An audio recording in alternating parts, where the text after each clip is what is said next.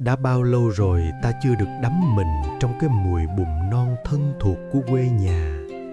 Hình như đã quá lâu, lâu đến nỗi nhiều khi tôi còn quên mất tiêu cái cảm giác êm ái khi chân lún sâu vào lớp bùn mát lạnh. Nghe đồn mùa nước nổi đã về, nước lên ngập mấy liếp rau cải trời ở mé giường bà Bảy. Ruột gan tôi bỗng cồn cào một nỗi nhớ khôn nguôi, một niềm khắc khoải không thể gọi thành tên.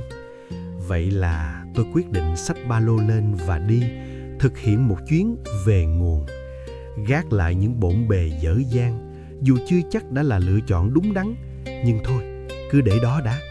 Tôi chỉ mong được ăn một bữa cơm quê đạm bạc, được nghe tiếng nước vỗ vào be xuồng quen thuộc là đủ vốn rồi.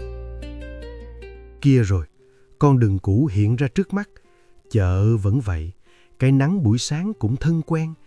Những người bán hàng tấp nập, chắc gì còn ai nhớ một đứa như tôi.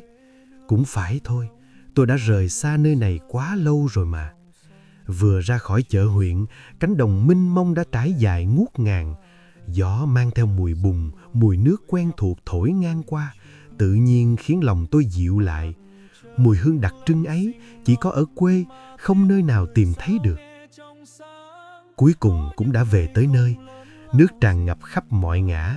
Những căn nhà dựng cao trên những cây cọc lêu khêu như những cặp chân cò đứng im lìm rình cá.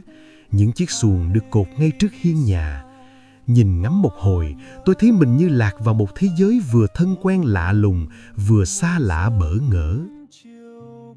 Người dân thấy tôi chỉ cười hiền, không hỏi han dài dòng, chỉ một lời mời mọc chân tình. Lên nhà đi con, ăn cơm chưa? Nghe câu nói ấy thôi, lòng tôi đã muốn ở lại mãi rồi. Cuộc sống nơi đây bỗng trở nên thật đơn giản.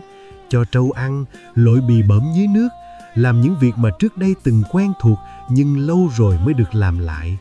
Thế mà lạ lùng thay, làm hoài chẳng thấy chán. Tôi thử tắm trâu. Con vật hiền lành đứng im, lũ trả phía sau reo hò, cười khúc khích. Không hiểu sao tôi cũng tự dưng bật cười theo. Một nụ cười hồn nhiên, không cần bất cứ lý do nào. Chiều về tôi cùng lũ trẻ lội ruộng bặt ốc. Tay thoăn thoắt mò mẫm, miệng không ngớt cười. Lũ trẻ vui, tôi cũng vui lây. Có những niềm vui đơn giản đến vậy mà ở nơi phố thị tìm đâu ra. Sáng sớm, những chiếc xuồng lại rẽ nước đưa lũ nhỏ đến trường. Ngôi trường nhỏ bé, lặng lẽ đứng giữa mênh mông nước. Nhìn các em ngồi học, lòng tôi bỗng chợt dấy lên niềm thương cảm. Không biết sau này các em có rời xa nơi này để tìm kiếm một cuộc sống khác không? Hay vẫn sẽ ở lại, tiếp nối cuộc sống của bao thế hệ đi trước?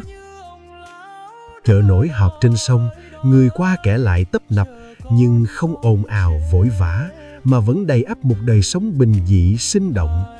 Có những buổi chiều, tôi chỉ lặng lẽ ngồi ngắm dòng nước trôi, chẳng cần nghĩ suy gì, chỉ thấy lòng mình nhẹ tênh.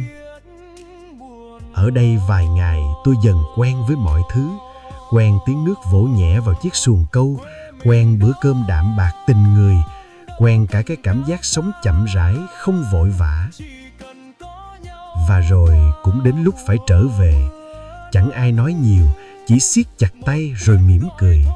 Con người quay đi thật nhanh, chắc sợ tôi thấy khóe mắt họ hoe đỏ.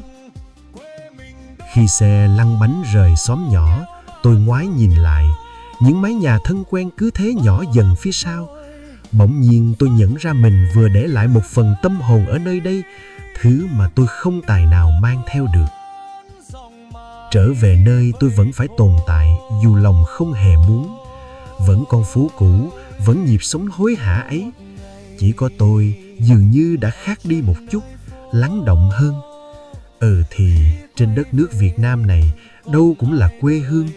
Nhưng có một nơi chẳng cần gọi tên, chỉ cần ngửi thấy mùi bùn non đặc trưng ấy là tự khắc lòng tôi biết đó là đâu, và chỉ muốn quay về. Giữ ký ức đời tôi.